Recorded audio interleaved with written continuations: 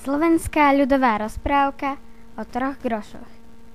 Čítali sme rozprávku o 3 grošoch. Príbeh je o chudobnom človeku, kráľovi a o jeho 12 hradcoch. Ale ostatné vám už neprezradím. Zvyšok sa dozviete v našej rozprávke. Kopal raz jeden chudobný človek pri hradskej ceste priekopy. A neviem, ako sa to stalo, ako nie je dosť na tom, že sám král náhodou šiel po tej ceste a opýtal sa chudobného človeka. Povedz mi, akú máš mzdu na deň za túto ťažkú robotu? No ja mám na deň 3 groše, odvetil mu chudobný človek. Zadivil sa král nad tým a opýtal sa ho, ako môže na tých 3 grošoch vyžiť. Jaj, čo by len vyžiť, to by ešte bolo ľahko, ale ja z tých 3 grošov prvý vraciam, druhý požičiavam, ale na 3. sám žijem. Ale tomu král vôbec nerozumel. Čo to znamená? Trel si rukou čelo. Že si rozhúta, čo by to, ako by to mohlo byť. No nevyhútal nič.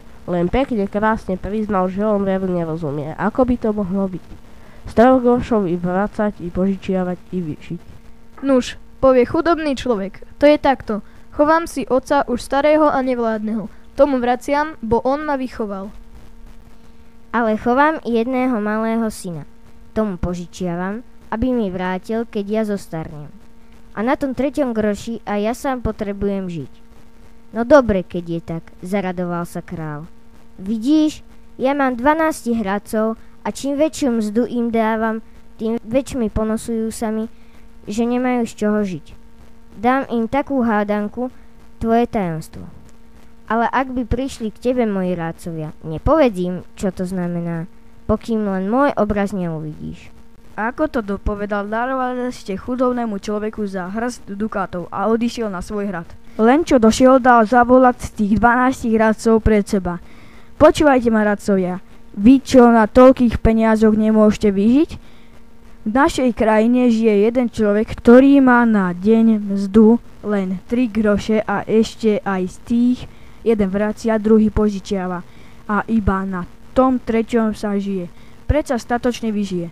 Teraz, keď ste múdri, vysvetlite mi, ako je to možné, lebo ak mi do 3 dní nepoviete, dám vás všetkých vyhnať z krajiny, aby ste mi aspoň darmo chlieb nejedli.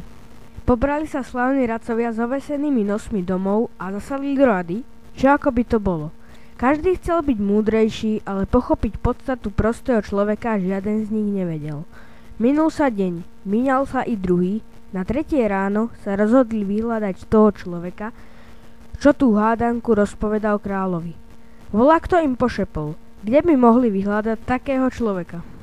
I vyhľadali ho a dostali sa všetci radcovia k nemu.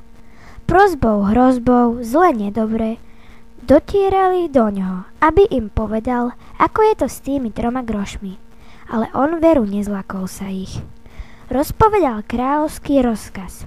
Ibaže, ak by mu kráľov obraz ukázali, tak by mohla byť z tej raži múka. Kdeže tými hriešni ľudia kráľov obraz ukážeme, nariekali radcovia. Veď král na naše slovo k tebe nepríde.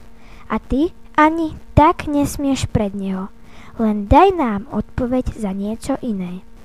A už keď ani to neviete, tak z tej múky chleba nenapečieme. Pokúsili sa aj o to ostatné.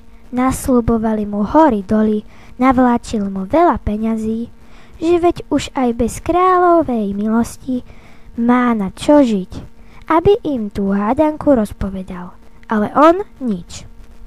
Iba keď už peniaze naozaj na hrbu nosili a on už dosť nasmial sa na ich hlúposti, že takí múdri páni nevedia si poradiť, vtedy vytiahol z vrecka jeden z tých dukátov, čo mu král podaroval a riekol: No vidíte, tu je kráľov obraz, sám mi ho podaroval, vidím ho dobre.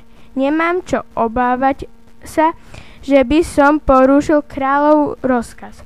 A tak vám, čo chcem vyjaviť, môžem. A vyjavil im hádanku.